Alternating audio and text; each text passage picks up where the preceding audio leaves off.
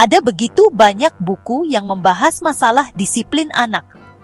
Buku-buku mengenai disiplin umumnya didasarkan atas sistem tunggal, seperti mendengarkan secara aktif, atau modifikasi tingkah laku, atau memukul pantat untuk menegakkan wibawa orang tua, atau suatu pendekatan lain yang mengatakan, inilah cara untuk mendisiplinkan anak Anda. Apa sebenarnya disiplin itu? Disiplin adalah mengajar. Bila kita mendisiplinkan anak-anak, kita sebetulnya sedang mengajar mereka akan dua hal, yaitu melakukan perbuatan yang baik dan menghindari perbuatan yang tidak baik. Sangat sedikit orang yang mengetahui hal ini dengan jelas. Jika disiplin itu adalah mengajar, maka menjadi sangat jelas mengapa kalau hanya menggunakan pendekatan tunggal adalah salah. Tidak ada satu pendekatan pun yang setiap waktu dapat diterapkan pada semua anak. Pendekatan itu harus disesuaikan agar cocok dengan keunikan setiap anak. Dalam membicarakan disiplin, mempertimbangkan umur anak juga sangat penting. Tidak mungkin kita mengajar tingkah laku yang baik kepada seorang anak yang berumur 2 tahun, memakai cara yang sama dengan cara kita mengajar kepada seorang anak yang berumur 8 atau 15 tahun.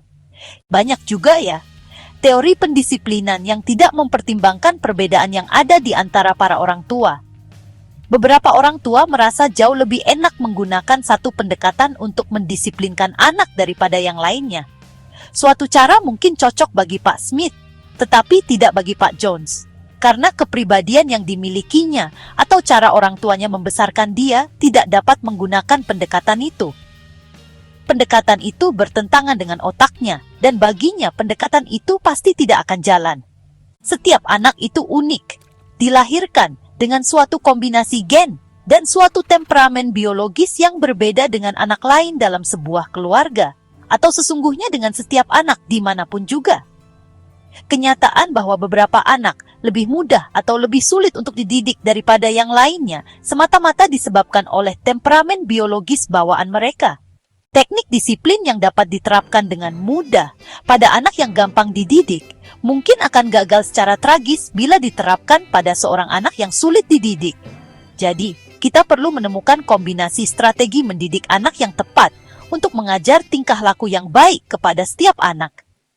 Entah sadar atau tidak, setiap hari dalam hidup kita mengajar anak kita, entah tingkah laku yang baik atau tidak baik, atau kombinasi dari keduanya. Maka, kegunaan disiplin itu bukan sebagai sesuatu yang hanya berlangsung pada kesempatan-kesempatan ketika anak kita berbuat kenakalan, tetapi disiplin itu adalah sesuatu yang berlangsung sepanjang waktu. Kita juga perlu menemukan metode mengajar yang cocok bagi kita dan yang kita rasa enak bila kita pakai. Paling tidak, kita harus mencoba suatu metode baru untuk mendisiplinkan anak sampai kita memahaminya. Misalnya teknik umpan balik. Suatu metode mengajar baru yang manapun pasti akan terasa asing pada permulaannya. Jika kita setelah berusaha sungguh-sungguh mendapatkan bahwa suatu metode terasa asing dan sungguh tidak sesuai dengan kita harus tinggalkan itu dan menggunakan metode yang lain.